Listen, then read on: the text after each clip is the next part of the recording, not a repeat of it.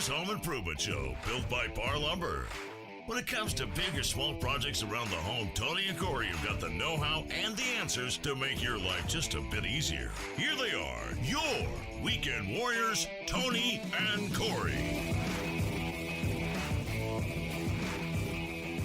Hey, welcome to the Weekend Warriors Home Improvement Show, built by Parr Lumber. I'm Corey Valdez. And I'm Tony Cookston. Thanks for tuning in with us today. We've got a great show, Tony. I'm super excited. We're sitting in the studio with two amazing women who work in the area as a real estate agent and a mortgage broker. Sure. Is that what you call yourself? Yeah. I want to get it right. I mean, I usually call myself a loan officer. It kind of covers loan. a whole lot of bases, All right. but I can broker loans, although I more of a You mortgage give out thing. money? I give out money. Okay. Wait, can you call With her a some conditions. Would you say it stretches all the way to loan shark? No, God, no. No, oh, I see. Okay, you stopped just short of loan shark. Short of Okay, loan all right, all shark, right. yeah. I think we got it then. If you need money to buy your home, then you're the person. Yes. You're absolutely yes, the person. exactly. If you don't have a bucket full of cash to buy a house, then you have to talk to me.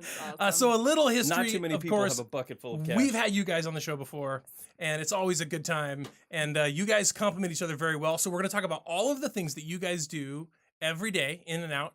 And there's 1,000 questions that people have about the stuff you do, of course, because this is a very kind of it's a topic that everybody talks about all the time. Well, everybody wants to know about housing. You know, Tony and I build them, you sell them, and you finance them. Yep. So it's kind of a great little matchup we have here because, you know, I can tell you what's going on in my world. You know, I'm in contractor sales. I sell, you know, building materials to builders, and there's a big slowdown happening right now. It feels, anyway. I don't know if you guys are seeing that at all. What do you think? So first, we should probably introduce. Absolutely. Who's standing in front of us. We're just talking to you. Introduced. So we're with Leanne Ishibashi with Hassan Realtors and Erin Walsh with Academy Mortgage. Is that correct? That's right. All right. You guys are both kind of in the Portland metro area. Yep. So, yeah, I've seen a big slowdown in construction. Permits are way down. So like new Lumber builds. sales. Yeah, Okay. new Yeah. construction is Yeah, way all down. right. And there's a sense with a lot of my builders that they're very cautious. They feel very cautious right now. And I don't know, you're probably not, you seem kind of surprised. I'm not surprised about the new build slowdown necessarily. I think their margins are a little smaller because it slowed down for a period of time this year. And so they went, you know, from, I don't know if you would say March through November, actually last year, it slowed down in 2018. So I think that they got a little more cautious in purchasing lots. And so I think that might be why it's the case. Plus, we have a shortage of lots. There's not a ton of lots for them to build on that are worth building on. That seems to be, that's totally true. That has a lot to do with what we do, for sure. Yeah, the urban growth boundary, Right. Which, if you don't live in the Pacific Northwest, you know, the urban growth boundary. Where I grew up in Michigan, there was no such thing. Oh. Nobody knew what an urban. Had no idea what that meant. Yeah, when I lived in Arizona, it was the same thing. Just houses as far as the eye can see. They're like, there's dirt. Let's build houses. You know? Right. Versus here, they contain it and say, you know, you can't build here. This is agriculture. You can't do anything but agriculture on that land. And the person that owns that land is a future millionaire. Right. Because as soon as they open that up for building, it's worth 50 times what it was, yesterday. Yeah. So it's really interesting to me how the urban growth boundary work. I feel it's kind of weird, like it artificially keeps prices of homes up. I mean, it's kind of what it's a price Very constraint controlled. for sure. I mean, so going back to that, dirt is probably the biggest issue right now. Would you say, Tony? Yeah, having a place to do what it is you want to do, absolutely. Well, and then of course we have a natural slowdown in our part of the industry, right? Because our guys can only do so much in the cold and the rain and the snow and all those things. Ice, That's true, the weather. plus the shorter days, right? So we definitely slow down in October, November, December, January, February, March anyways. So now would be the time that we would just start coming back in. Actually, we've had some really nice weather over the last weeks. Yes. And we've seen an uptick in walk-in trade, at the stores. So the weather has changed the people's minds a little bit. But it's very interesting to hear you guys say that on your end, you don't see it. You don't see it happening. So that's to say then that if there's a shortage of property to build new homes, then there's also probably low inventory of homes that are available. Is that safe to say? Yeah, I mean, I think that the inventory is incredibly low right now, which then obviously drives prices up. So Yeah. So there's still, what is the inventory sitting at right now? Do you know? I don't know what it is right now. It's incredibly low though. I mean, we just went from, and again in February, I think when we started increasing in our volume, I use my hands to talk a lot. Like I didn't even You didn't realize I'm like until you whacking But I think when we saw it picking back up again, supply and demand, and with rates going down, that's the biggest piece is people are rushing to the front lines to buy because rates are so low, which is it's like 14-month low. Yeah, like the people who weren't buying, we always see a slowdown towards the end of the year and at the beginning of the year as people are kind of getting back into the swing of things. But a lot of those people who might be still sitting on the fence are really jumping into it now because rates are lower and it just makes housing more affordable. I mean, their buying power is going up. Almost every day as rates are going down. So you said an interesting word there, affordability. Mm-hmm. That's a very hot topic in the construction world. Yeah. Affordable housing. Yeah. There's this big initiative, where they're trying to force builders to build, Mm-hmm. a portion of their homes, what they call affordable. Yeah. And what does that even mean to you guys? What does affordable housing mean to a real estate agent? Yeah, that's tough. That's a tough. tough question. It's a hard question because what is affordable housing? Exactly. Is that even available in Portland? No, I talk to people really. all the time, and they just are having a hard time affording something. I have a couple right now, and she works at a restaurant, and he works as a mechanic. And they both have full-time jobs. They make good money, but they cannot buy anything. Mm-hmm. There's just nothing. And then on the flip side of that, you see somebody who maybe has their master's in education and they can't afford to buy anything because their student loan debt is so high. And the house prices in Portland are just they've gone out of control. High. Yeah. Well, and that's why Vancouver, I think, is so busy because we're looking at, housing prices there at between $275 and $325, and people are strategically pricing low both in Vancouver and in Portland, and so that's driving those prices up. That's where we're seeing more multiple offers. So buyers are seeing a low price, going to see the house, falling in love with it, and then writing an offer, and there's 7 other offers. So it's up at $325 and listed at $275. So multiple offers are still happening. Definitely. And 7 offers is no exexaggeration. No, is it? not at all. Not at all. Not at all. So that's you have really to interesting. Get out as quick as you can. One of my biggest builders right now, they have a subdivision going on in Estacada. Who is it? Polish Homes? Oh yeah, yeah. We're both working with them right now. Well, that subdivision is their best-selling subdivision. Yeah. It is such a popular area because they're keeping their homes affordable, Right. Which in turn. But what's the other allows side of people- that? It's the location, the commute, right? Yeah, the commute. For people who maybe work in Hillsborough, Estacada is not even a chance, right? Yeah, So that'd be a 2.5-hour commute. yeah. Oh yeah. Yeah, the folks that Easy. I helped that bought out there, I think one worked in like inner southeast and one worked in Vancouver. And still that's a crazy. trek, That's right? far. Crazy. That's Yeah. far.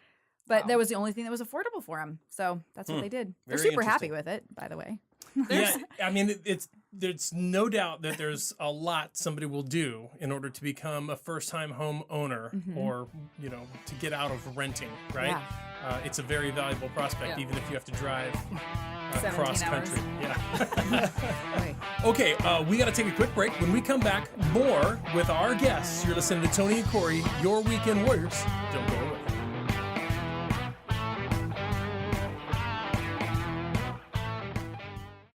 Tony and Corey here with the Weekend Warriors Home Improvement Show built by Parr Lumber. Hey, Corey. Hey, what's up, man? Hey, have you seen our new YouTube channel? Of course I have. Haven't you subscribed to it yet? Yeah, totally. Is that a yes or a no?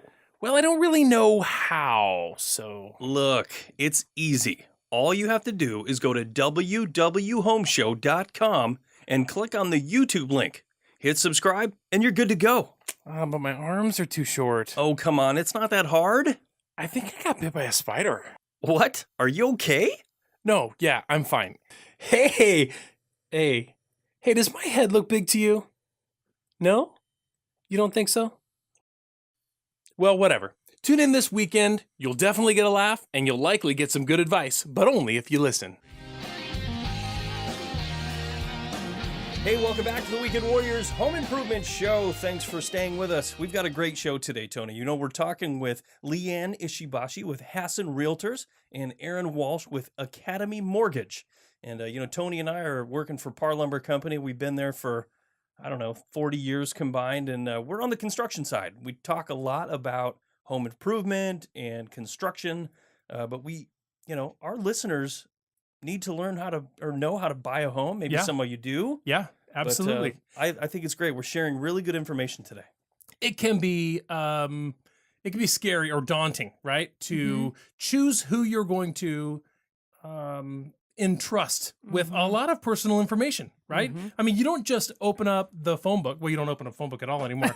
You don't just Open a phone. you don't just go to Google and Google, mortgage company and then just choose somebody and call them, right? And then start giving them all your private information. I guess it's possible, but it makes sense to do that with somebody who you can trust. So this is an opportunity for us to talk to Erin and Leanne about all of the things, the back and forths of buying and selling a home and all the things that you need to do, right, to get there.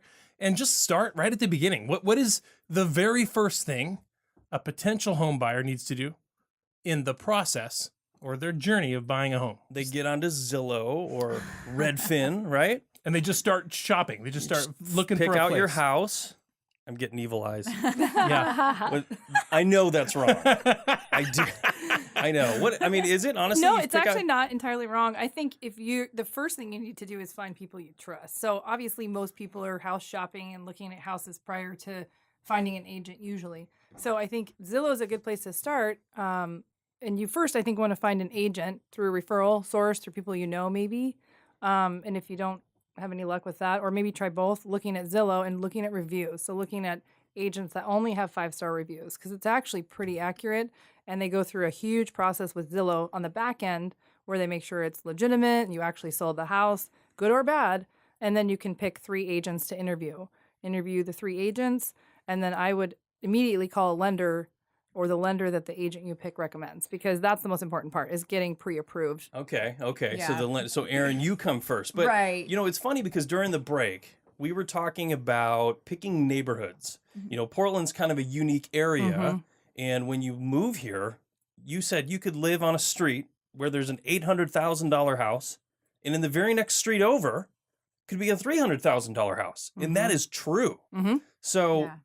Maybe is it a good idea to get online and find that real estate agent first? I guess find the first, For figure sure. out kind of what your price range is to even before you get pre-qualified, or No, you can't. I would get on and first find an agent, connect with an agent that has a relationship with a lender, so you can find a lender that you trust.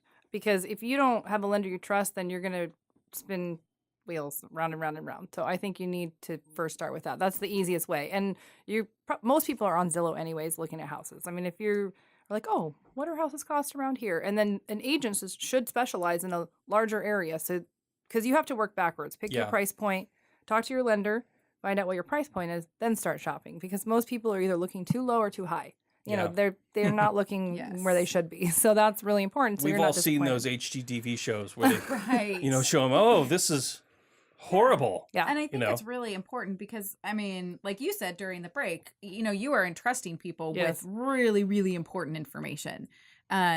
So it's important that you find a real estate agent that you connect with, that you like, that understands your needs, understands what you're looking for, understands how you want to interact with them. If you're working with somebody who only will meet with you in person, that might not fit with your lifestyle. So you want to make sure that you're meeting with the right real estate agent that is going to help you find your house, because you're probably going to spend a lot of time with that person in the car, touring houses, negotiating the offer. So it's really, really important that you don't just pick the first person you see on Zillow. Yes. I think it's critically important that you meet with somebody. And then once you found that person, then you can talk to lenders. And I love the idea that you're working with a lender that your realtor recommended.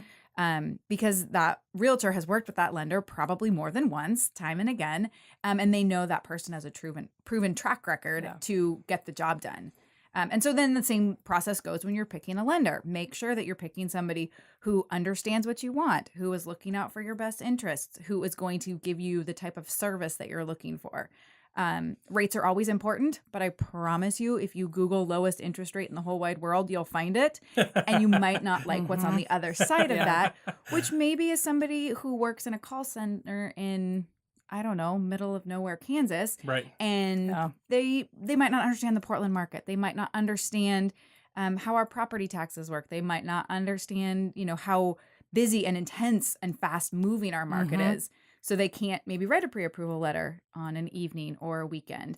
And if you write an offer and you don't have a pre-approval letter and you're going to wait until Monday at noon when your loan officer in Kansas finally gets back to you, you probably lost that house. Yeah, You're going to be number 100% 8. true. Especially right now. Yeah, right? Yeah. And I mean, I'm sure Leanne can speak to this because she does a lot of listings. You know, if she's got 2 pre-approval letters and one's from a local lender with somebody that she can pick up the phone and talk to versus, you know, call center in Kansas, Yeah. I mean, which one are you going to pick, right? If Yeah, all- it weighs in heavy. It does, and especially if we work together before. You know, How often does somebody buy or sell their home on average? Like every 10 years or I think it's more like 5 to to 7. years. Hey, good. 5 to 7 years? Okay, Interesting. so here, Corey, you ready for this? I'm coming up on that. You've done something time. 2 times, and each of them were 7 years ago. How much do you remember about it? Hardly any. You don't want to be, this is what I'm saying. You don't want to be doing business with somebody who's not available to you Yeah. all the time, right? Somebody who's local, Yep. somebody who shares your time zone for the sake of Pete and knows, you know, that you're in this situation, what part of the situation you're in and what your needs are going to be during that time. And you wouldn't, unless you know how to do all of this, Yeah. traverse this entire sale all by yourself, I wouldn't be wanting to deal with somebody that wasn't right here. Well, you make a good point too, because I mean, technology changes. You know, somebody that bought and sold a house 7 years ago, are they even shopping the same way now? You know, No, our they're rates, not. No. our rates, and the types of products. I hate referring to them as products, but But that's what they are. that's We you call them products. You Yeah. call them products. Yep. Are completely different now than they were 7 years ago, right? Yeah. So I agree. I mean, being able to be handheld through that process, I mean, that was great with, I know Erin. Erin did our mortgage. Yep. And it was really nice because we could just text you and say, what does Yeah. this mean? You Yeah. know, there's so much language Right. and legalese. Oh in my these. gosh, everything's an acronym. I mean, DTI and LTV and FHA and I mean, like it's Yeah. all these acronyms and nobody knows what they mean. Yeah, US, and then you got something like USDA, which mean meat. Right. Or- Are we talking about cows or houses? Right. Yeah, exactly. And also, like, I really think this is important to mention because I don't think a lot of people maybe realize it, especially first-time home buyers. But maybe Leanne can answer. How much does a buyer have to pay their realtor? A buyer doesn't pay the realtor at all, and I think that's important to know. So when you list a house, you pay the commission. When you buy, you don't pay anything. So you can pretty much pick the best realtor out there when you're buying because you're not paying for it. So I think another thing that's important to know is there's a lot of local lenders that shut their phone off at 5.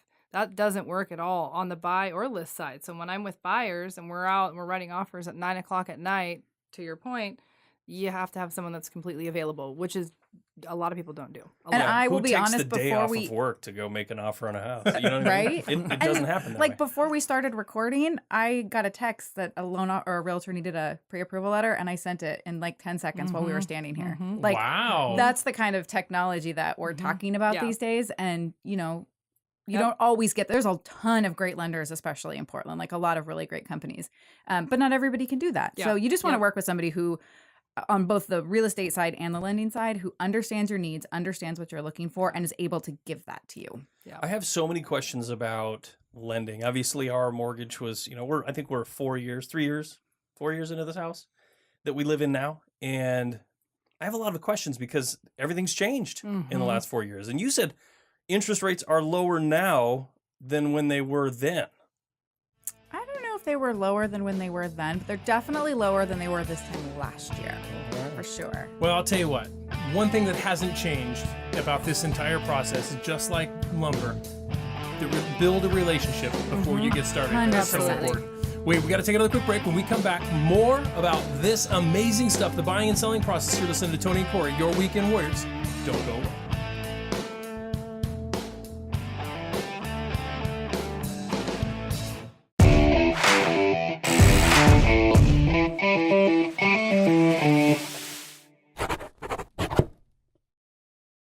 Tony and Corey, your Weekend Warriors, with a great quick tip for you. Corey and I are here building this mobile collapsible workbench, and we were just cutting 2x4, 1.5 inch thick, with his circular saw.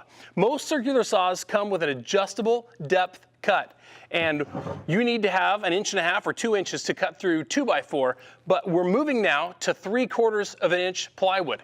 And we want to shallow up the depth of that cut so that that blade is not hanging out there when we're cutting something, potentially interacting with something that's underneath the surface that we're working with. It can be dangerous, and this is a safety measure that you should use every opportunity you get. Thanks for tuning in, folks. We'll catch you next time.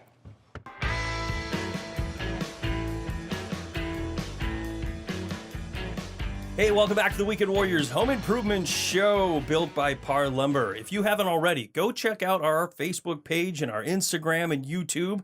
We're recording this show right now for our YouTube video podcast. You can go over there and go to www.homeshow.com, and you'll see all of our feeds there. Or if you're on Instagram, we're at WWHomeShow. Same with Facebook. Yep, that's right. So yeah, go check that out. Today we've got Erin Walsh with Academy Mortgage and Leanne Ishibashi with Hassan Realtors. They both operate in the Portland metro area. We've been talking about people buying a home. The first part is you find a realtor, and then you find a mortgage broker, Yep. or what did you call yourself? I was just lender. gonna say a lender. A lender. That's a real good blanket term. You give out the money. I give out the money. Not a loan shark. I'm not. Yes, we've already established that. yeah, I am okay. not. I just loan really shark. wanted to say loan shark one Loan more shark. time. I have a very important question. Okay. Have you ever broken anybody's knees? Just Do kidding. you have a guy that works for you if named anybody Guido? at the CFPB is listening, I have never done those things. Do you own a steel pipe? Sorry. So we were talking during the break a little bit about how does somebody qualify? I guess that's probably the first thing they need to do. They need to come in and get pre-qualified. Yep. And, over the last 10 years, that we had the big recession hit and we had a lot of people lose their homes. Yes. And they might be sitting on the fence right now going, man, I don't even know If my credit's good enough. Yeah. Well, I guess let's talk a little bit about that. What is the basic principles of getting a mortgage loan right now? So I would say talk to a lender. That's really the most important thing, because you have these ideas in your head because you've been on Facebook or the internet or your mom told you something. And mom has the best of intentions, but she doesn't always know the latest and greatest lending guidelines. Things change every and day. things change. Oh my Lord, they change every day. Yeah. So talk to a lender, because maybe you had a foreclosure or a short sale and you had it 10 years ago and your mom said that you have to have it 20 years ago. Well, that is completely not true. Sorry, Right. Mom. So just Sorry, talk to a Mom. lender. There's lots of different cases. And, the waiting periods are different for VA loans than they are for USDA and FHA and conventional. There's so many different facets of it that when you try to just kind of figure it all out on your own, you're probably cutting yourself off at the knees, which does not go back to that pipe joke. That was good. That was good. You're setting yourself up for failure. You are, because you just don't know what you don't know, right? There's all these things. So talk to your lender. So the lender is going to assess your income, your assets, and your credit. And maybe you make $1 bajillion a year and you have $2 bajillion in the bank, but your credit's terrible. Well, you're going to have a hard time getting a loan. Now, maybe you have the highest credit score of anybody ever in all of time, but you don't have any income. Well, you're going to have a hard time qualifying for a loan. So it really all works together. So it can't just be one piece or even two piece. I always say it's a three-legged stool. You have to have all three legs of your stool or else you're going to fall over. Right. So That's so I true. would just say talk to the lender.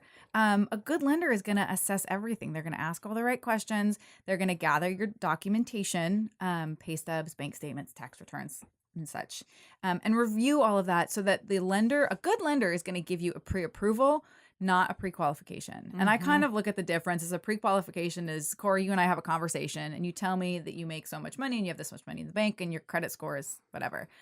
Well, then maybe Tony and I have a conversation and he tells me all those things and then he gives me the paperwork to back it up. Tony's going to get a pre-approval. You're going to get a pre-qualification. I don't even take a prequal. Usually. Yeah, right. I mean, I don't think Okay. we don't. I don't like to give them. Yeah. Because they're not worth the paper they're printed on, right? I Yeah. mean, you're a lovely person, Corey, but you could, if I don't know you, you could be totally lying to Sure. me, Wait, right? was my credit score 520 or Right. 720? Exactly. Let's just go with 720 and see what Yeah. happens there. And it's just, Yeah. it does a disservice to everybody, right? I mean, it does a disservice to you as the buyer because you don't really know what you're getting into. It does a disservice to the real estate agent that you're working with because they're taking their time to show you houses and write up offers. And it's really doing a disservice to the seller who who has left their house so that you can walk around in it, Yeah. and then you write an offer, and oh shoot, you don't qualify, which just it's so much better to just get pre-approved ahead of time, work with a lender. You know, it can actually be done pretty quickly. Like realistically, it's not going to take a week. You know, if somebody is really on it and ready to send me all their paperwork, I could easily get a pre-approval done in less than an hour. Well, let's talk about that. Yeah. Let's talk about what does somebody need when they walk in the door and they sit down with you. You said have all the proof. Yeah. What do you talk about there? I mean, is it your credit score? Or do you need to show up with your printout of your credit score? Or is that something you run? How does that work? I will pull credit. So what I'll do is I'll talk with somebody. We'll do a first phone call. It's about 20 minutes long, and I will verbally ask them all the questions. So by the end of that call, I can say you're pre-qualified, but now we need to turn this into a pre-approval. So based on that phone call and the information I gathered, I will tell them I need pay stubs and W-2s and tax returns. But if somebody's self-employed, right, they might not have pay stubs. So then I won't ask for those, right? I'll ask them only for the documentation that I need to support the conversation that we've just had. Okay. So always ask for income documentation, always ask for asset documentation. And then at the end, once those two things check out, then I'll pull credit. So I'd never ask for somebody's social security number on that first phone call. It's a little off-putting and they don't really know me very well. So why are they going to give me the keys to the kingdom? So once we've sort of developed a relationship and I've reviewed their documents, then we'll pull credit. And we take a look at that and, you know, maybe somebody's credit score isn't perfect and I can help them with that as well. Yeah. Well, let's talk about that. Okay. I just have all these questions because It's good. you know, I was there. You know, I think a lot of people were. They've gone through, you know, some sort of short sale or foreclosure in their past. You know, it's very common. And if somebody's had that and they're repairing their credit, what are some of the first steps? Or I guess, is there a minimum credit score that, you know, somebody's sitting at home and they're like, they don't want to be embarrassed. They don't want to go in and say, yeah, this is what I got. And, you know, obviously you don't feel that way. You don't feel, you don't see them as Easily fixed. I will say that I have been doing this almost, I think this year is my 19th year in this industry. I have literally seen it all. Like I have seen the lowest credit score I ever thought was possible, and I've seen the highest credit score. So, I mean, I guess a theoretical minimum would be maybe 580, but like let's target a little bit higher than that. So let's say you come in and I pull your credit and you've got a 550 and you have some late payments and some student loans that you didn't pay on for a couple of years, but now you're back, but you still have some poor credit. So what I'll do is I'll analyze your credit report, the actual report that I'm seeing, and then I'll make suggestions based on what I think can increase your score. Number one thing is time. So the farther you are away from the negative credit, the better off your score is going to be. The number two thing is keeping current on your payments. So I tell people all the time, just set up the minimum payment on your credit card. If that's all you can do, just set up the minimum and let's just have that get going so you're establishing some good credit history. Then the next thing would be to start paying down your credit card balances. So the ideal ratio between your high credit limit and your current balance is 30%. So for example, if you have a credit card and it's got a max credit limit of $1,000, you want to make sure your balance never goes over $300. Right? It's a good Yeah, tip. Yeah, that is a exactly. good Now, tip. what if you spend $700 every month, but you pay it off before the statement cycle ends? That's fine because when it reports to the credit bureaus, it's going to report with a zero balance. But that's not always true. Sometimes, depending on when the credit card reports, Exactly. it could You can report. find out. Yeah, Yeah. and that's You a can very ask them. good tip You- because yes, you need to ask when do you report to day? the credit bureaus? I've fallen into that before where you think, oh yeah, my credit score is, you know, whatever, excellent credit. And but we do that too. We put everything on our credit card. Yeah, and then we pay it off. Pay Yep. it off at the end of the month. Well, you go in there and they're like, well, your credit balance to the ratio. And it's like, well, you know, when you miss out by that percentage point or Right. whatever it is, and it can be significant Yeah. if you don't know that. So I mean, I always Yes. say pay it off the month and don't use it the month before, you know? 'Cause Right. unless you find out exactly when that gets reported. Yeah. You can, so instead of paying it off, should you pay it down to that 30% mark? Doesn't that help if you keep it at 30% instead of Yeah, paying a zero balance? You don't want to go all the way down to zero. That's a really good Yeah. point. You don't want to go all the way down to zero, depending on Which you know where sounds you're. weird. I know it Yeah. does sound weird. And don't close your accounts. If there's one thing I can tell you, don't close your accounts.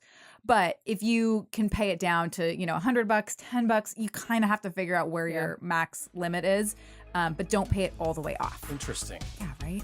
This is the first time I've ever had any kind of a money person tell me not to pay off my credit card. Good stuff. I feel like my mind is blown right now. This is to improve your Dave credit. Ramsey's getting mad right Oh, now. he's so mad at me These right now. tips and so many more right after this break. You're listening to Tony and Corey, your Weekend Warriors. Don't go away.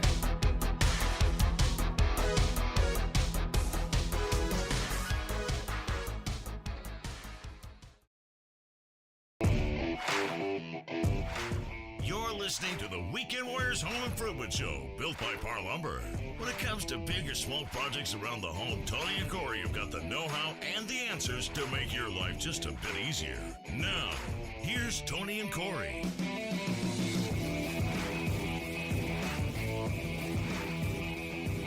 Hey, welcome back to the Weekend Warriors Home Improvement Show. Thanks for staying with us. Tony and I are talking with Leanne Ishibashi and Erin Walsh, both with Hassan Realtors and Academy Mortgage. I should have said that You meant differently. to say both in the buying and selling Yes. of homes industry. That's what I meant. They are professionals in their field. Yes, And yes, so you know what I we- meant. We brought them here to teach us stuff. So that If we you're know. just tuning in. Yeah. But anyway, so before the break, we were talking with Erin. You're with Academy Mortgage, and we were talking about credit. Yeah.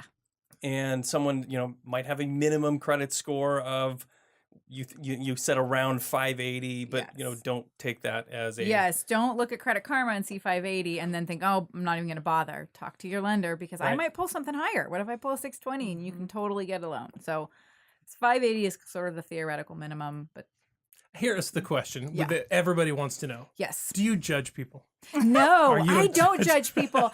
And you know why? Because I have seen it Yeah, all. it's just like a I have doctor. seen it is kind of like a It doctor. is. Like you don't go to the doctor with that weird thing on your arm. You've seen under the gown, is what you're I saying? totally have.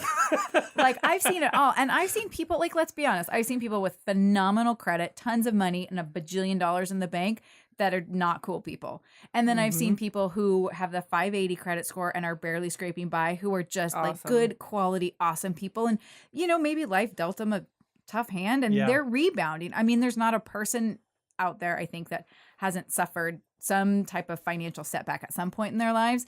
And I might be catching them on their rebound. And I'm honored to do that. I mean, I want to Yeah, help the me people get from the 580 to the 620 to the 640 so that they're over 700. I mean, it's just like a really cool thing. So please don't ever worry about calling me if you think you have bad credit. Have you ever had somebody sitting in front of you say to you, well, what's your credit score? I actually haven't. You haven't? Oh my gosh, no, I Oh, that's never gonna have. happen. Now that I Yeah, said that, right? that's I gonna know, happen. I know. And then you're going to be That's like, oh, it's really low. Yeah. Probably. You have nothing to worry about. 580. We're all down here. It's all of us. Let's get yours taken care of, though. Yes, exactly. Exactly. Speaking of which, Yes. let's talk about that. Yeah.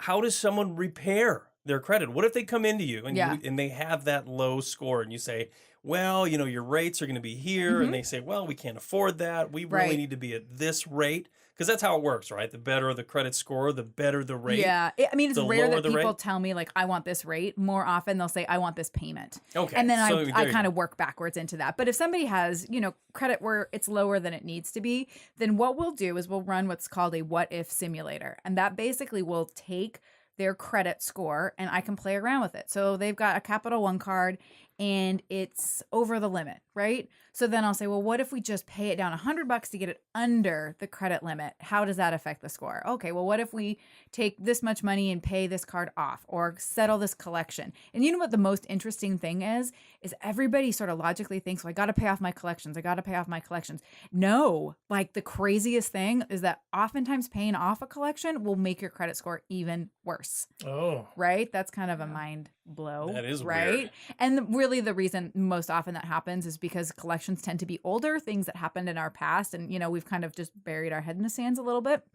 So what happens is if you pay off a collection, it makes the date last active today. Right? Oh, Makes it look like it's a no. brand new collection. Right. Oh, and no. I said a while ago, the farther away you are from those negative credit events, the better. So Yeah. talk to your lender. really Don't do good. anything without talking to your lender. And then, just do the little changes that I ask you to do, like pay down your credit cards. Maybe you're paying a lot on your student loans and you can reduce that. So you're paying the minimum on those and allocate those funds to pay down some, high interest credit card debt. and get those down. So we can set you up with a plan. And what happens is like, I'll set you up with a plan and then I will check in with you every 30 days to see, are you doing the things that we talked about? I'm not going to let you just like fade away into the distance. That's awesome. I am going to like relentlessly follow up with very you. cool. And when you know that, I mean, if I've put you on a plan, okay, you got to do this, and then I'm going to call you in 30 days. I mean, you're going to be much more incentivized to do that if you know that I'm going to be checking up on you, right? And ultimately, I'm not doing that to be a Steel jerk. pipe. Right. Yes, that's when I get on my steel pipe. I'm not doing it to be a jerk. I'm doing it because I know that that's what you need to do to get to the point where you're ready to buy. And I also know that home ownership is just the number one driver of wealth in the United States. Like the number one driver of wealth. It's not 401k. It's not saving all of your money. It's not investing in the stock market. It's investing in real estate. And if that starts with your first little condo that you're buying for $150,000, then you bet yourself that I want to help you get there. Interesting. Well, that's great. So before we were talking about affordable housing, and we were talking a little bit about housing prices and how stuff changes so much. My first house that I bought was built for me in Forest Grove in 1997, $94,000. Wow. That's awesome. 7,000 square foot lot. It was a 1,100 square foot home, right? Cool. Perfect starter home. Yeah, 94,000. So You'll never guess what my first house was. I'll tell you in a minute. No, this is a good time for it. Say it. In Michigan. In Flint, Michigan. Yeah. Oh, They have great water there, right? 12 grand. $12,000. 1940s bungalow, 2-story, That's So- insane. what did you sell it for? 12 grand. Okay. 11.5. Alrighty. We're moving on. joke. Moving on. Sucker. No joke. That's funny. So let's just as a comparison to that, right? That was my first. It was an FHA loan. It was my first house. It was new. It was built for me, but it was also lot one. And so that builder really wanted to get underway, and I worked for Parr, so I kind of had an inside track, right? So I got a good deal. But 94,000. So least expensive new house on the smallest lot you can possibly build a house on. What is it? The cost? Yeah, the value of that home. What do you think you're going to see out there? Like the least. I mean, here's what I'm saying. It's probably not sub 200. No, yeah. I mean, are you talking about brand new? Yeah. Oh, So I you're mean, talking buy the lot plus pay for the 450, cost of the house? 450, Yeah. 500. See, that's I mean, crazy to Maybe me. in Forest Grove, 375. But we just sold something that wasn't new for 375. We did Yeah, that us together. Oh, yeah. Wow. Yeah. So it's just not, there's just not out there. A house for $185,000? Oh, not here. Not here. Not I mean, here in in Portland Michigan, Metro. maybe. But, Yeah. or Louisiana, maybe. I mean, in the Tri-County area, I think if you were to search for houses under 200,000, about any condition, you're Oh. looking at less than 50 probably Yeah. in 3 counties. And less- they're probably falling over.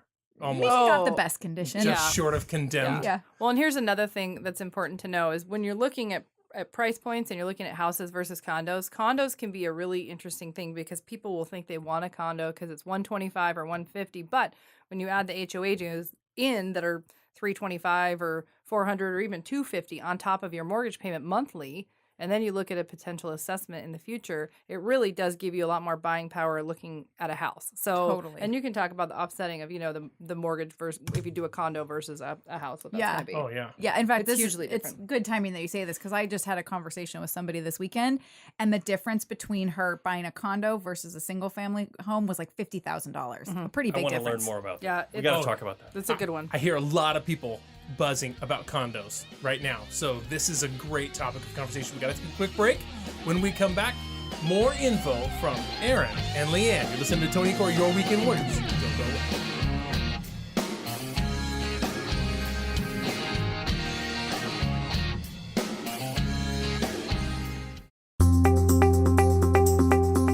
Parr Lumber is committed to providing the best customer service. We provide personal service. We're problem solvers. We're positive and courteous. We're competent and professional. We are committed to delivering exceptional service every time. We're appreciative and we care. We are Parr Lumber.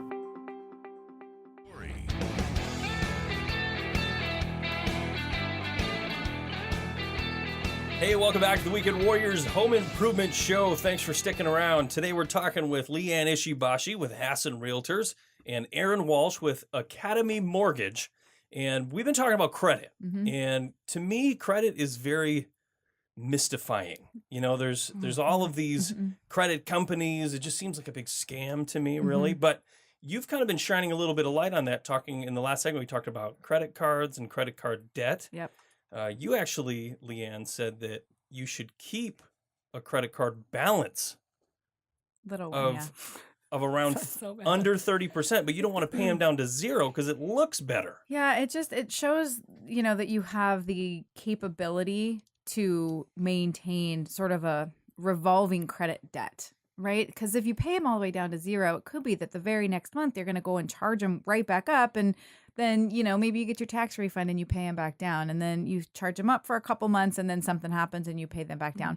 That doesn't necessarily show healthy credit habits. I mean, healthy credit habits are spending a little bit on your credit cards and paying them off, spending a little bit and paying them off. So I just recommend leaving just a little tiny balance on there, but trying not to take your current credit balance over 30% of the high credit limit. Gotcha. So here's the thing. People are trying to avoid paying the interest, right? This is the thing. They say 90 days, same as cash or whatever, right? But if you use the credit card that way, you're not building your credit. You have to pay the interest, folks, to build your credit. That's the thing. If you're running away from the interest, then you're missing out on the credit. So just take it like this. What is it worth to you to have good credit? Because it's going to cost you a little bit of money.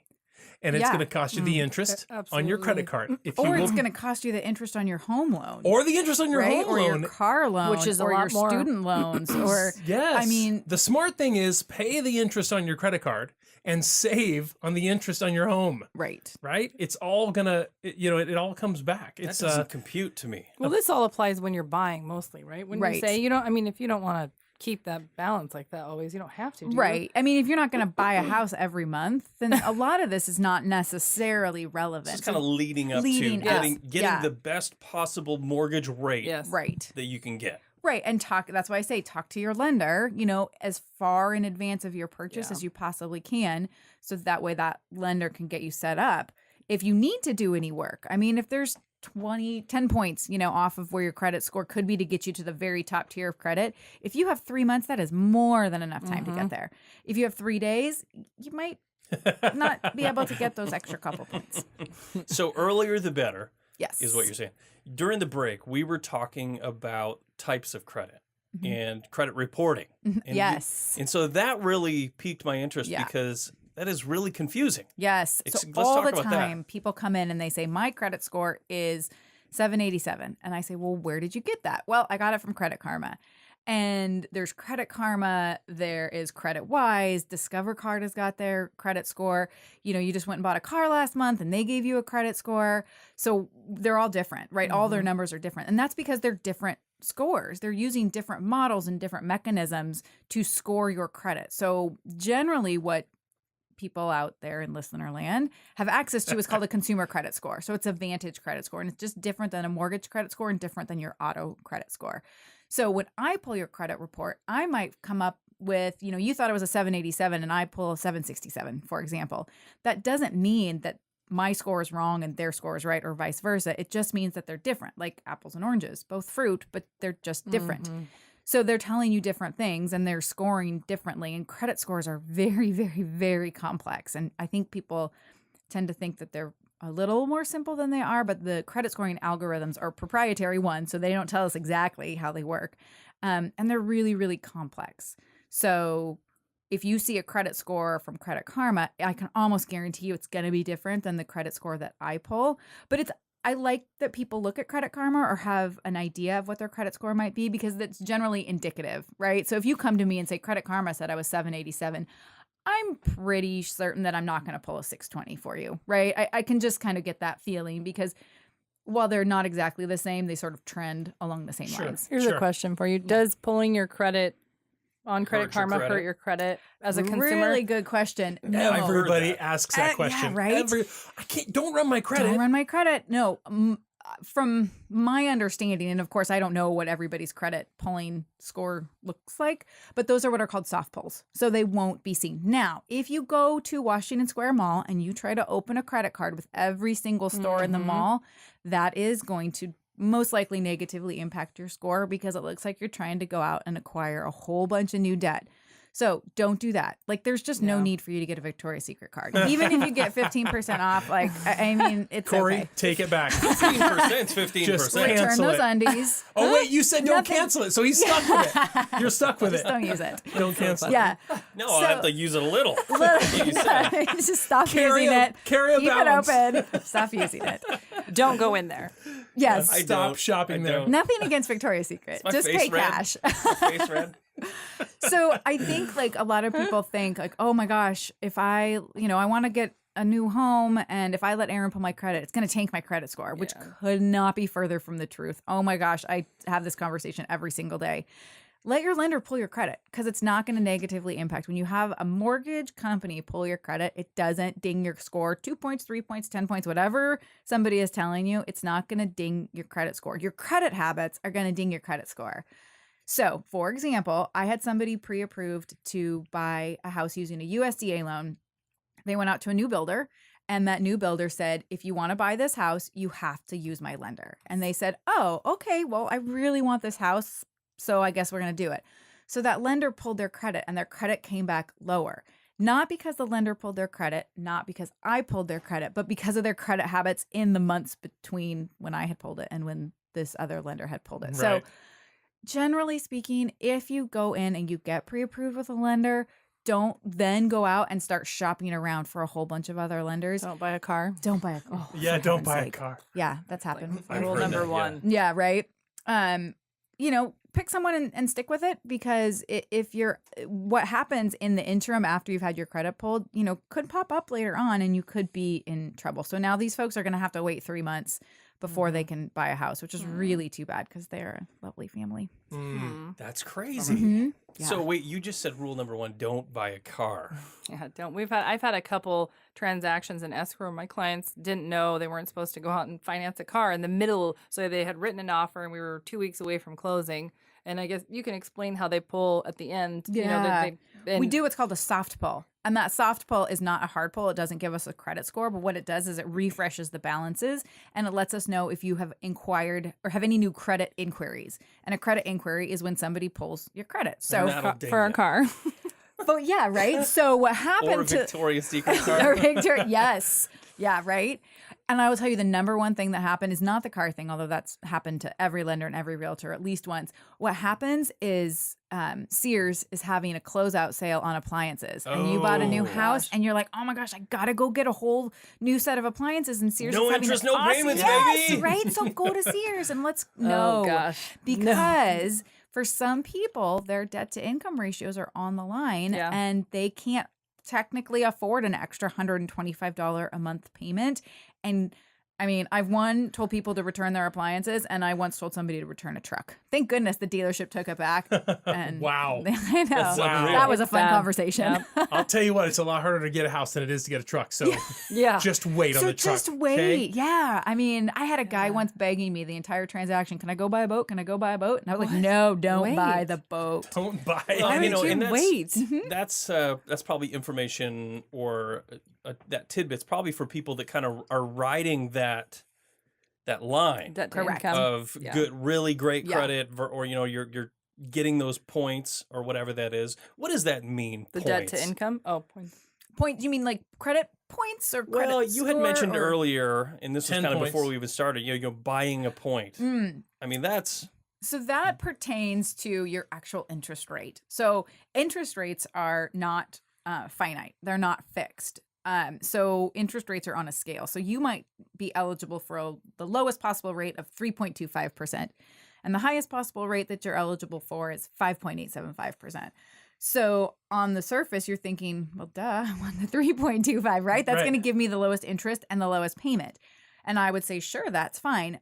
But now you have to pay discount points. So one discount point is equal to 1% of your loan amount. So let's say your loan amount is $200,000. one discount point is $2,000. So that's a $2,000, which gets added on to your closing costs. It increases the cash out of your pocket while it decreases your interest rate and your monthly payment. Well Now- worth it. Yeah, exactly. In a lot of cases, it's worth it, except when those discount points go 5, 6, 7. Then it starts to be really expensive, not always worth it. Okay. Oh That's so wow, that's a lot of math. Yeah, And that's It awesome. is. but I would be interested to know how much it pays off in the end. Over maybe, time? yeah, we can talk about that when we come back. After a quick break. You're listening to Tony Corey, Your Weekend Warriors. We'll be right back.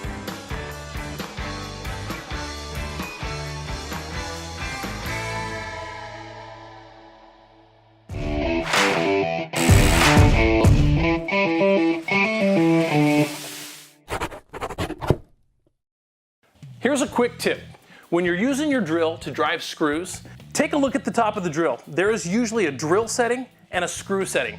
This is an adjustable clutch on most drills that allows you to avoid over driving a screw. So when you put your screw into the wood and drive it down, it reaches a point where it stops spinning the screw, the clutch releases, and it keeps you from overdriving the screw. You can be from a 1 to a 20 usually, and that is on the screw setting. If you put it on the drill setting, it's gonna give you everything it's got. There's a quick tip for you. Hey, welcome back to the Weekend Warriors Home Improvement Show. Thanks for sticking around. If you haven't already, go check us out on our Instagram, YouTube, Facebook, social media, all of the above. You can go check us out on our website. It's www.homeshow.com, and all the links to our Instagram, we're at www.homeshow. Follow us, like us, check out our YouTube videos and subscribe. We love to get that growing. You can also go to parr.com, Parr.com, click on the Weekend Warriors link. Yeah, and it that'll will take you right there too. Take you to our stuff. All right. So today we've got Leanne Ishibashi with Hassan Realty and Erin Walsh with Academy Mortgage. And we were what? Hassan Company Realtors. Every time. There's been like cares? 5 different names. I'm just saying. It doesn't matter if I say Hassan Realty. Yeah, it does. Hassan. You have to say the right name. Hassan Company Realtors. That's okay. I mean, if you go looking for it, you're going to find it Yeah, anyways. yeah. But You can just say Hassan. Hassan Company Realtors is the name of the Hassan. company. I'm going to call it Hassan from now on. That's good. Anyway, Hassan Company Realtors. Yes, yes. You can say it next time. I will. Anyway, we've been learning from You guys Erin are silly. about getting a mortgage and what that entails, and if you've got poor credit and what it takes to get that credit much better. But now let's move into what it takes to buy a home. Mhm. You've come, they found you, they've talked to Erin, they have their pre-approval letter, not a pre-qualification, but a Yep. pre-approval letter. You've realized that you're not buying a new car. Yep, sorry. That you're not buying new appliances or You're furniture. not getting a Victoria's Secret card. Not paying off your credit No. card. Anything that says no interest, no payments for 18 months, stay away. Right. Please no. And now you're ready to buy a home. Yeah. And we were kind of talking about condos a minute in the last segment and the affordability. Because I think a lot of people, I thought that too. I thought to myself, well, if you can get a condo, It's a For- good in, right? Because Yeah, it's 100 less expensive. 150 grand, you're thinking to yourself, oh, well, that's a good in. But you actually had some Insight. insight into that. Yeah, I think, condos are right for the right people. If you want to live in the city and walk everywhere and not have a car, it's a good option. But there are things that you really need to look into. And that's where you really need to trust your realtor, because your realtor is probably the one that's reviewing a lot of this and explaining it to you and can make or break the situation. Like I've walked in to sell condos for clients I've been referred to, and they have an assessment that was coming, and in their meeting minutes they didn't see when they bought because their realtor didn't explain it to them. So Oh no. really, condos are, if you're looking at a $150,000 condo and you have $300 per month HOA dues, well, it usually covers water and sewer, so that offsets your utilities a tiny bit. Yeah, But then- $80. Maybe in a condo, not Yeah. much. But then you need to really add that into your monthly payment, because you could go get a house and add $300 to that. That's Sure. a lot of buying power for a house. So if you want the lifestyle of not maintaining your exterior and having the HOA do it, that's great. But I think buying a house is a better investment. Well, let's talk. What is an assessment?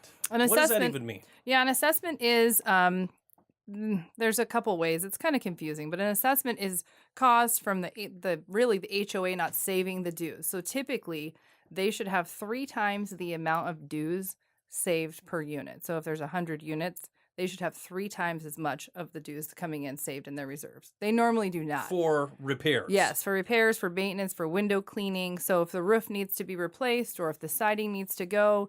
And a lot of times back, 20 years ago when they were building condos, they used, faulty siding. So the siding is failing now. And then there's litigation involved, which is a whole nother piece. Yeah, we know all about that. Yeah. So, yeah, you do, obviously. So, but really, when it comes to the assessments are where homeowners get a certain dollar amount per unit they have to pay. So it could be $1,000, $5,000, or $10,000, or $25,000. I think the biggest one I've seen is $33 Holy for cow. repiping the whole building in Wow. Selwood. So they come to you, the owner Yep. of that specific condo, and Yes. they say, "Oh, by the way, Yep. And usually you can tell, you can see it coming if you look at the reserves and you read the meeting minutes. A lot of times they'll start talking about it before it's going to be assessed. But once you're assessed, there's no getting around that. You can't dodge it. It either gets added to your dues monthly and spread out and amortized over 15 years, or you have to pay it in full. And if you sell your condo, it really depletes your value. So we have a listing coming up downtown. It's a condo. They have a $22,000 assessment. It's her 3rd assessment in 10 years of owning that building. Oh, Holy moly. man. So that's going to take the value from $425 probably to $350. I mean, it's going to take it down. Nobody wants to buy in a building where they can't save money. sure." So it's just it's more risk, and then that's a really bad way to lose your equity. Well, Right. it's something to keep in mind in general. There's a lot of other added costs that go into even owning a home Yes. or buying a home. Like we were talking about property taxes earlier. And, somebody might not be thinking, they're online and they're looking at the calculators, they're typing it in. Oh, I can afford this monthly payment. And then they get in there, I'm looking in the 350, 400,000 range, only to forget that the property taxes are $15,000 a year. Yes, and there is no rhyme or reason to the property taxes here. None. They're really, it used to be that Multnomah County was the most expensive. It's not anymore. Clackamas and Washington County are catching up, I think, pretty quickly. I don't know if you've noticed that, but I agree. I think that you could have, a house that the taxes are $7,000 and the one next door, same thing as the house prices, could be $14,000, and the values could be close on those. Almost identical. Makes no sense at all. Not at all. And the county, it's really hard to get it changed. It really is. It's not something that's easy. But that's something to consider, and that a good Yes. real estate agent can Yes. walk somebody through when they're trying to figure out how much their budget is. Oh yeah, I'll pull out houses where the taxes are too high. And I'll explain that to my clients and say, hey, you guys, this is $20,000 in taxes and this one's $12,000. So I think we should probably not, move forward with this one because it's so expensive. Yeah. So you regularly answer the phone and somebody says, "Hey, I'm looking to buy a house and I'm pre-qualified. Nope, I'm pre-approved. Yep. Hey, good. I'm pre-approved for $500,000. Yeah. And you start asking the questions, right? Yeah. Where do you want to be? What Yep. do you want it to look like? Yep. And all this stuff. And then you say, okay, I got my marching orders probably. Yep. And then you say, I'm going to do some digging. I'll call you back. Yeah. And then what? So a lot of times when someone calls me, well, really what I ask every person I work with that's buying, what is your dream home? Like what, if you didn't, price aside, what would you pick? What style would it be? Where would it be? What would it look like? What would your yard be like? So I can go take that and find my clients a house. So after that conversation, I'll go and I'll pull all the listings and I'll send those to, whoever it is that I'm working with. And depending on where they're looking, a lot of people are like, I'm approved up to 500 and I want to be on the lake in Lake Oswego. And you're like, okay, let's wrangle it back in. We all laugh. So- That's the dream I house. mean, yeah, right. So you have to find, you have You're to like, take. do you own a monocle? Yeah. No? Yeah. You have to take what they want, I think. And most buyers don't know what they're looking for. They really don't. So you can, and that's why I asked the dream home question, because you can take a lot of things they want, they think are difficult, and find that for them. And maybe there are a few things that are difficult that you can't get. So I have them make a list of 10 things they want. Plan on getting 5 of the 10, really, truly. If we can get 7, it's great. And for me, usually we go out twice and my clients have found a house. But I also look through, 80 listings and I'll pull it down to 15 based on my client's needs. And we're looking at schools, what happened last time the market went down, investments, rate of return, short-term rental opportunities. So we're really studying where they're buying and then going from there. That is so much information. It's I a know. lot of information. Corey and I talk pretty regularly about how important it is that your home is in tune with the homes that are around it, right? Yeah. We talk about comparable prices, right? Return on your investment, Yes. how much you're putting in. Yes. And Corey and I say regularly, we understand wanting to do an improvement on your home, right? Like maybe you're going to remodel your kitchen, Yeah. and you're saying, I've got this much money to do it. Well, even if you have that much money, maybe you don't want to spend that much money on this project because the homes around you Yes. have Formica Mhm. and yellow refrigerators and linoleum on the floor, right? Yeah. Old linoleum or marmoleum or something on the floor. And so this is a very important thing you talked about. What do the schools look like? What is the neighborhood like? Yeah. Is it like Corey when he bought his house here? How important was it that it was such an established neighborhood with trees that were already 20 or 30 years old, and you look down the street and it's beautiful with leaves falling, and it was a picturesque neighborhood. And Corey bought here not because of the home, but because of the neighborhood. So we got to take a quick break. We're going to talk more about the reasons why you buy. You're listening to Tony and Corey, Your Weekend Warriors. Don't go away.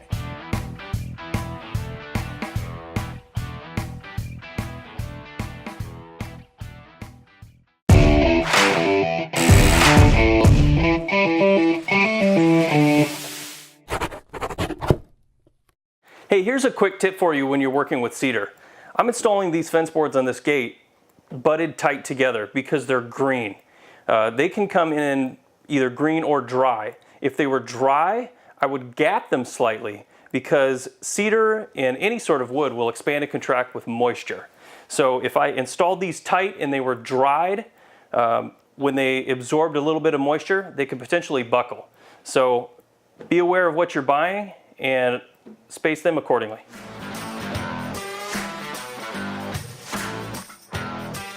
Hey, welcome back to the Weekend Warriors Home Improvement Show. Thanks for staying with us. Today we're talking about mortgages and real estate with Leanne Ishibashi with Hassan Company Realtors and Academy Mortgage. Erin Walsh. Did I say that right, Tony? You were close. You forgot Erin Walsh. I said He got Erin Leanne Walsh. right. Yeah, He forgot about That's me. okay. I got it. It's all right. Whatever. I came right in. I saved you. I scooped you right up there. All right. So anyway, we're talking about the other side of construction. The houses and how they get mortgaged and all of those things. We were talking in the last segment about people buying homes, and you said something about if you were buying it as a rental property or if you were going to live there. Earlier in the show, you mentioned that people buy and sell on average every 7 years. You said 5 to 7. every 5 Yeah, to 7 5 years, to 7, which I would seems say. crazy to me. I mean, if I couldn't sell my house right now and find anything else that I would want to live in. Yeah. We're a unique market, I think, in Portland. So that's sort of the national average. I don't necessarily know if that's holds true in Portland, but I mean, it's probably not too far off, actually. Yeah, a lot of my clients call before we think they're going to call. Yeah. Yeah. It's very interesting. Yeah, which is, they just outgrow your house, or your kids leave and you're downsizing. that's or true. There's a lot of life changes that happen. That's more of a life change stat. So 5 to 7 years, Yeah. something significant happens. Tony's looking to sell his house. Well, I mean, Maybe. I've been in my house though for 12 years, so Yeah, that. 12 But years. I'll tell you what, this was the house that we moved into with kids just starting school, and we were in it and we're in it now still. But when we really started thinking about making a change, Yeah. it was right after the kids were gone, Yep, right? yep. Because now suddenly, I don't even want to go back upstairs. I don't want to do any of that stuff that has to be done upstairs, Right. because I don't even need that space anymore, right? Mm-hmm. I could just do the whole thing with half the size Yep. and a 1-story. Yep. But then you think, well, is it the top of the market, or are we almost near the top of the market? And then I start thinking, well, maybe my daughters are going to get married pretty soon. Do I really want to be strapped to a new home? That whole thing while I'm now having to pay for 2 weddings. Yeah, I don't know.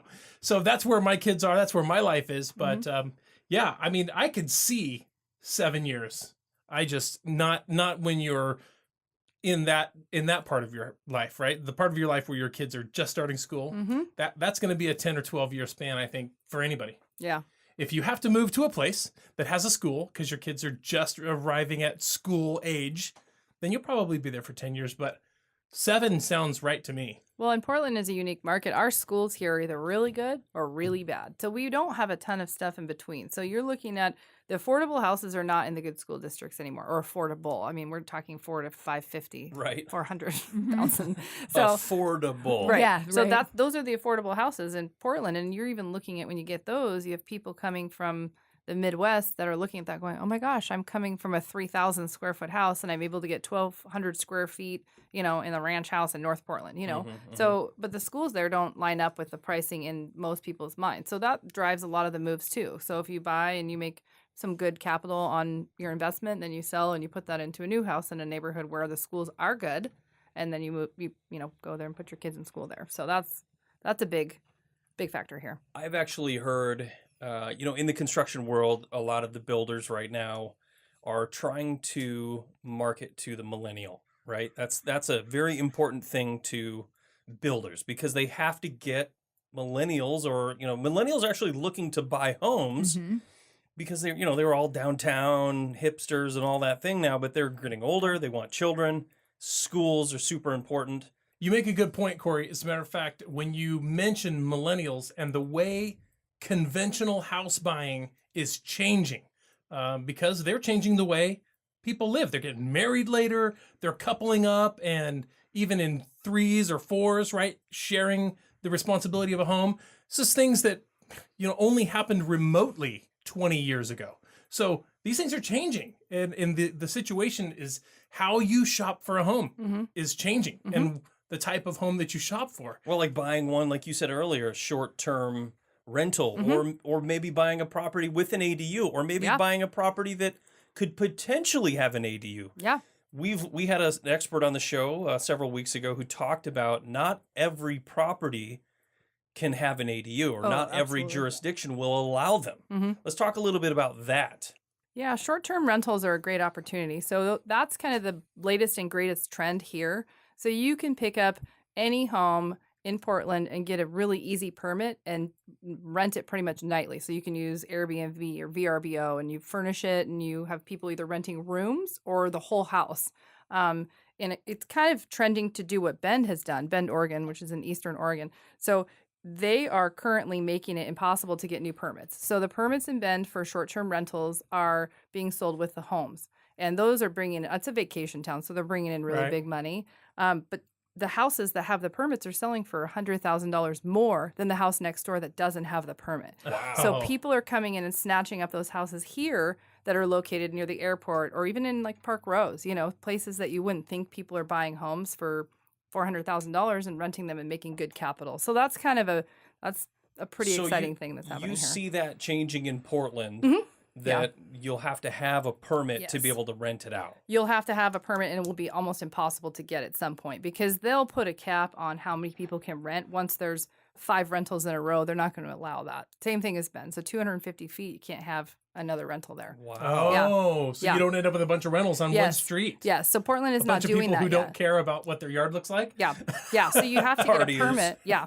You have to get a permit here still, but it's really easy. It's an A and B permit. There are 2 different ones. They're under $2,000, which is pretty inexpensive compared to what had to be done in Bend. So do you have to have that permit to be able to list it on those sites like VRBO? Yeah. They ask you for those permits? Yes. Oh, okay. Yeah, you have to have the permits. And again, they're really easy to get, but I think that makes it so people are snatching up properties here that otherwise maybe wouldn't be purchased because you can make more money renting them, 2-night minimum, and people are coming in. Or corporate rentals are really big here with all the Nike and, all the State Farm and people that are coming in. They're putting their executives in these houses. So they're $4,000 or $5,000 a month furnished.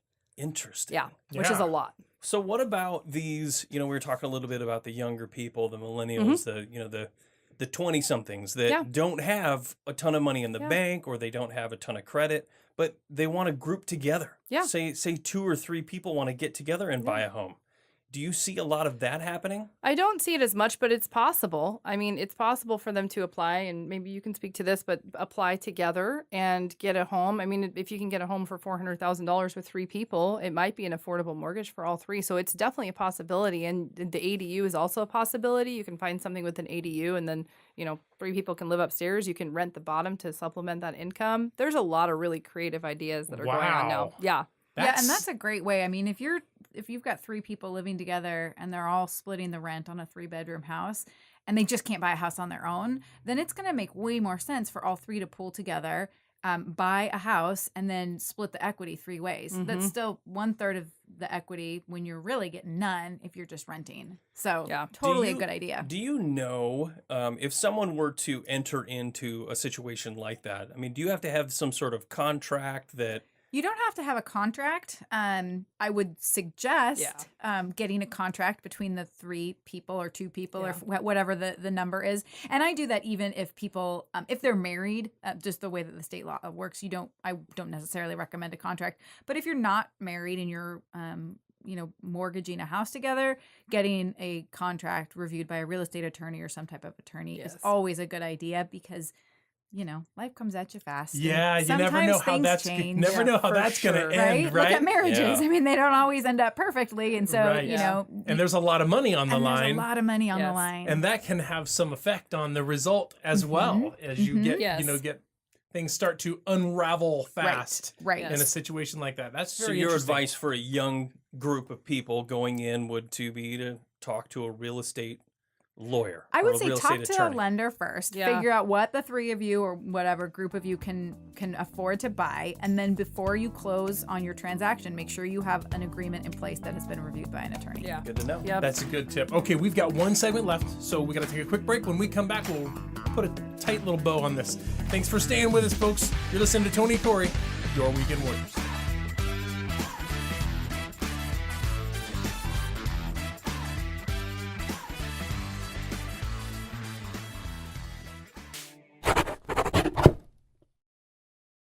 Hey everybody, here's a quick tip for you when you're using extension cords. If you have to plug in one of your tools, a good thing to do is to tie the ends around like that and plug them in. So that way, if you're working with your tool and you get to the end of your extension cord, it just doesn't unplug, or if it gets caught on something. So that'll help you stay more productive.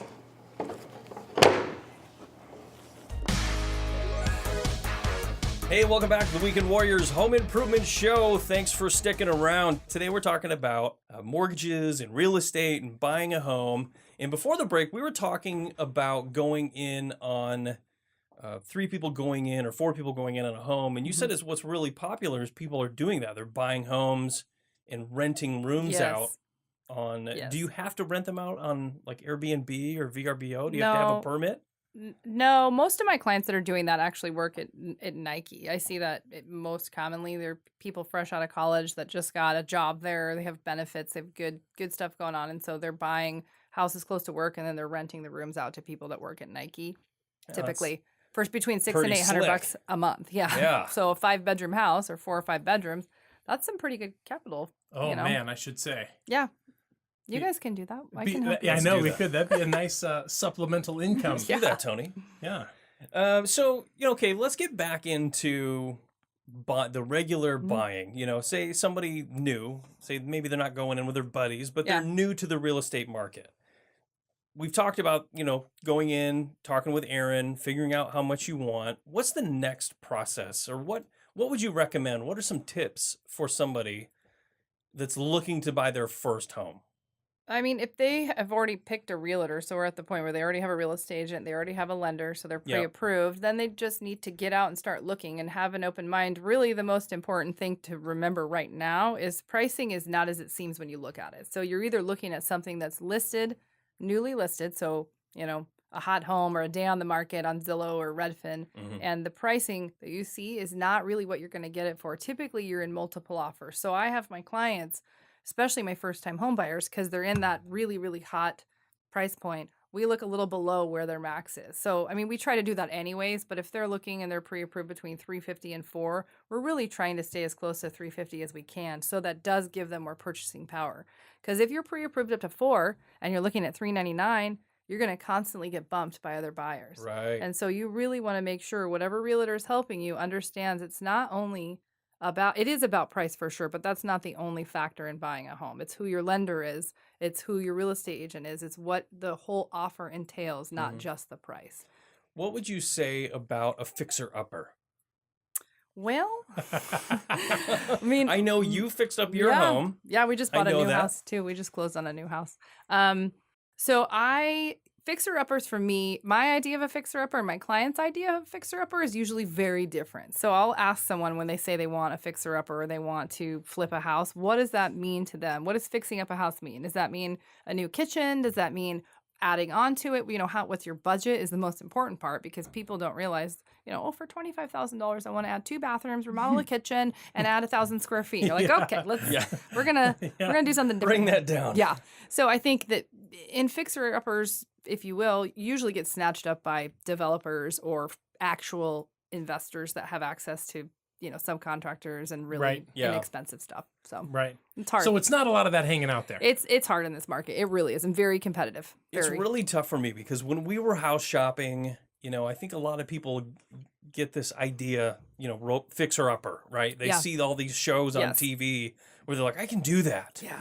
I can do that. I mean, honestly, I can do that. And I have done that. Me too. Tony and I both. That's why we do this show. We're the weekend warriors. Right. But I think what a lot of people, like you said, they get caught up into maybe some false numbers. Yes. And they go in and they think, oh, this kitchen, they did a kitchen just like this on TV for $6,000. Mm-hmm. It's not feasible. Yeah. It is physically not feasible Totally. to do. I mean, if you did all of the work and you built all of your cabinets and you hand planed all of your wood floors, it still wouldn't be that cheap. Yes, absolutely. It's just a crazy idea, you know. So I always had a hard time. We'd go in and look at these houses, and I'd look like, I thought in my head, I'm going to do that.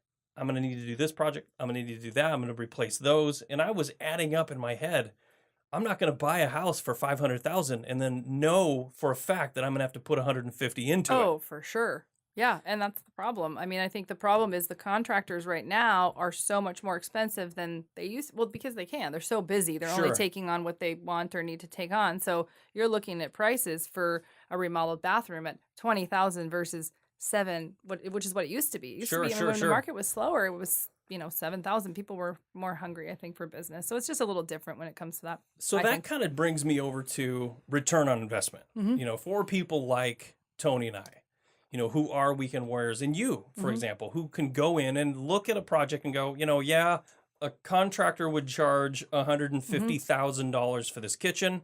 I could do it for $60,000. You know, for a fact that you could do it for $60,000. Is the return on investment still that huge gap there? You know, is it still, you know, if you put in a brand new kitchen in a home, and you know the average return on investment for a brand new kitchen is like, it's like 75 or 80%. You know, so you could say at $150,000 what it would normally cost. I mean, are you still looking at that 75% return on 150? No, that's too much. That's why I think it's a little harder now. I think if you can do it yourself, yes, the rate of return is great if you have access to the people that you need to do it for half the cost, which is what obviously you guys can do, and we did too. Yeah. And get it done professionally. Yes, and it has to look not like you did did it. That's the biggest problem. That's the biggest problem. Yes, we have people buying that want to do DIY, which there's a lot of great stuff you can do, and that's what I talk through with my clients is, hey, there's things you can do that's inexpensive, that's easy, you can do yourself that will add value, that's great. It's just not demoing your kitchen and doing it yourself, you know. Yeah. We've talked about that before too, you know, going in and doing a DIY project that looks like DIY. project. If it looks DIY, you're not doing it right. Yeah. You like my new tile in my kitchen? I had the kids color it. Yeah. And then I baked it. Yeah. Yep. It looks great. Yep. Exactly. Yeah. I mean, that's if you do a cut rate job on your remodel, it's going to look like a cut rate job, and you're not going to get that top dollar out of it. You'll get way less. And it actually could hurt you more than help you if you just leave it the way it is versus do a cheap remodel that looks cheap. I mean, well, you can do a cheap remodel that looks expensive or a cheap remodel that looks cheap. You know, it's going to hinder your current value that you see. All right, so we've got a few minutes left. So I want to ask both of you, what are some of the biggest mistakes that you've seen, you know, with selling homes or buying homes and lending homes that people should just avoid? I think the biggest mistake that people make is falling in love with a house or falling in love with the real estate process before they figure out where their numbers are. And I will be really honest with you, the mortgage part is not the sexy part. Like, that's the boring part. Like, looking at the houses, that's fun, right? That's why I go and tour open houses on the weekend. It's just fun to look at houses. So I get that the mortgage part is boring, but it's building your house on a good solid foundation or building your house on shaky Sand. foundation. Yeah, on sand. Like you just have to start with the basics, go in, talk to a lender, figure out where you stand, and then go out and fall in love with your dream house. Plus, it makes it more seamless through the process when you're using a lender that knows what they're doing the whole time. Because there's always obstacles and things that come up. There's always a fire. So if you have a lender that knows what they're doing, then they can put that out before you even really know. Yes. You know, Absolutely. which is important. It's like an airplane pilot, right? You don't want your airplane pilot to ever have to do anything but use autopilot. But Yeah. when you're in a free fall, you want to make sure that person is experienced and knows how to write that airplane. Yeah, For sure. Right. That's a very good analogy. It is. Thank you. I will use that again. There's there is also a high emotional cost that you pay if you find yourself invested mentally or emotionally in a property, which happens very fast. Yes. You start to imagine yourself there. You start to imagine your kids growing up there, running around in the backyard, all of that stuff, and then you can't have it. I mean, I've made people cry. that messes with for people. That is, I don't For like sure. to do Yeah. that. Okay, Leanne, it's your turn. You've got the stage. Tell us about the worst mistake you can remember a home buyer or seller making. I think this isn't the worst mistake, but this is common. When you're selling a home, you think you have to do this huge punch list of stuff before you list it. You don't. Not in this market. There's a lot that you don't need to do, a lot of money that you don't need to spend. So I think before you paint your house, before you do anything, before you clean your roof, because a lot of times something needs to be replaced or not replaced. So I would say I like to guide my clients through that. So that's very, very important that you wait to talk to someone before you do any work on your house. That's actually a really good tip because I would be that guy. That is I would lot make of a people. gigantic punch list and say, "Oh, this house has to be perfect." Yes. So I could get the most money out of it. Yes. That that's is most people. fabulous advice, because I'll tell you what, you decide that let's say the walls do need to be painted. They do. And you think, you know what would look great in here? Mistake number 1. Yeah. Then you buy it and put it on the wall. Yeah. Mistake number 2. Yes. Now you have not only spent the money and the time and the effort For your real estate agent to go, this is hideous. Yeah. to do it. Repaint it. And then the people walk in and they're like, well, I'm painting this room. Yeah. You know, and so that's Yes. why that's why homeowners are not in the house when it's being sold. Yes. Yes. Very Okay, important. thank you guys so much for being with us. This has been amazing. Thank you. We are going to put your contact information up on our social media, up on our website, so people can find you. Thank you so much for being with us, and we hope soon to have you again. All right, this is all the time we got. This has been your Weekend Warriors right here. On the Weekend Warriors Home Improvement Network. Have a great week.